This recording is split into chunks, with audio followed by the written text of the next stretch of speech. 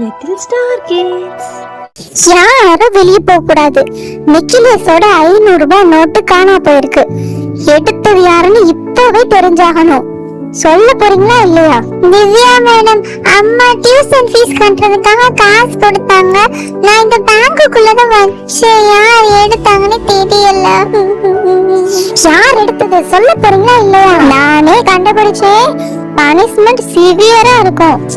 1 மணி நேரத்திற்கு முன்பு. நாளையில இருந்து எக்ஸாம் ஸ்டார்ட் ஆகுது. சோ அதனால எல்லாரும் கவனமா படிங்க, சரியா? நிக்கிலேஸ், ஏன் அழுதுட்டு இருக்க? என்னாச்சு? நோட் எதுவும் கொண்டு வரலையாடா?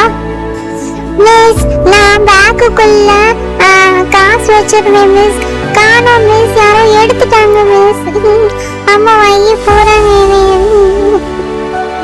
யாரும் வெளியே போக கூடாது. நிக்கிலேஸோட 500 ரூபாய் நோட்டு காணா போயிருக்கு. எடுத்தது யாருன்னு இப்பவே தெரிஞ்சாகணும். சொல்ல போறீங்களா இல்லையா? என்னது 500 ரூபாயா? திவ்யா மேடம், என்கிட்ட மட்டும் அந்த காசு இருந்துச்சு, ஒரு நல்ல ஹோட்டலா போய் ஒரு பிரியாணி வாங்கி சாப்பிட்டுப்பேன். மிஸ் ஆயிடுச்சு. காமெடி பண்ணாத, இது சீரியஸான விஷயம். திவ்யா மேடம், நான் டியூஷனுக்குள்ள வரும்போது ஜஸ்வின் நிக்லேஸ் பாக்கிட்ட நின்னுகிட்டு இருந்தா மேடம். நான் பார்த்தேன். ஒருவேளை அவதான் எடுத்திருப்பானோ? மேடம், நான் கூட தான் தினமும் ஸ்கூல்ல கேண்டீன் பக்கத்துல நின்னுட்டு இருப்பேன். அதுக்காக கேண்டீன் என்னோடதா? அச்சோ திவ்யா மேடம், நான் எடுக்கல.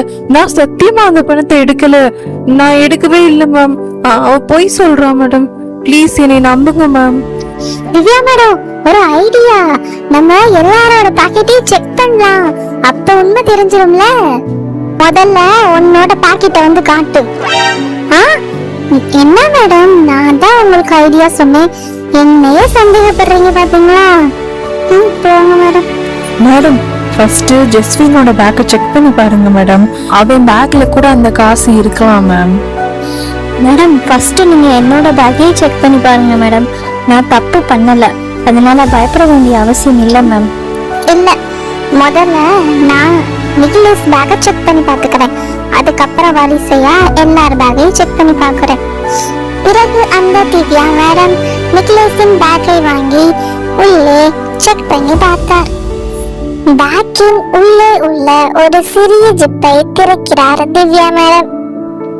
இது 500 ரூபாய் நோட்டு.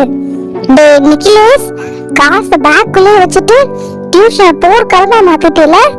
ஏண்டா அப்படி பண்ண? நிக்கிலேஸ் அந்த 500 ரூபாய் நோட்டை வேறு ஒரு சிப்பில் வைத்து மறந்து விட்டான்.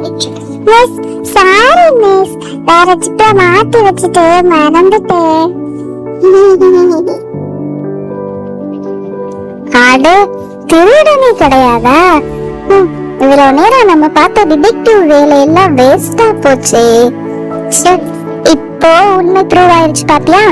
ஆதாரமே இல்லாம ஒருத்தரை குற்றவாளின்னு சொல்றது திருடுறதை விட மிகப்பெரிய தவறு, தெரியுமா? இனிமேலாவது இந்த மாதிரி பிஹேவ் பண்ணாத, புரியுதா? அவங்கிட்ட ஃபர்ஸ்ட் நீ செஞ்ச தப்புக்கு மன்னிப்பு கேளு.